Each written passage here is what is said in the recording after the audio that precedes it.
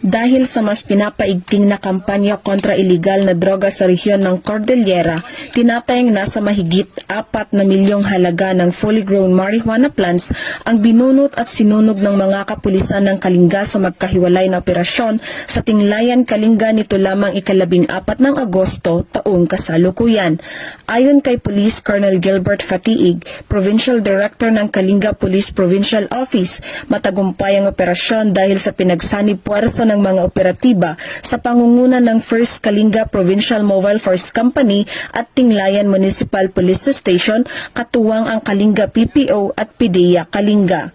Nagresulta ang magkahiwalay na operasyon sa pagkakadiskubre ng 2 plantasyon ng marijuana na may kabuuang lawak na 1,550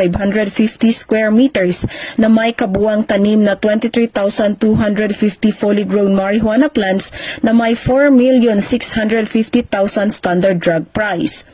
Bagamat walang nahuling cultivator, binunot at sinunog ng mga operatibang pinagbabawal na tanim sa mismong lugar at kumuha ng sapat na sample upang isumiti sa Regional Forensic Unit CAR para sa karagdagang pagsusuri. Ang matagumpay na operasyon ng Kalinga PNP ay patunay na kaisa ang pambansang pulisya sa pagpapaigting ng kampanya kontra iligal na droga bilang pagsuporta sa adhikain ng administrasyon para sa isang mas mapayapa, maunlad na bagong Pilipinas.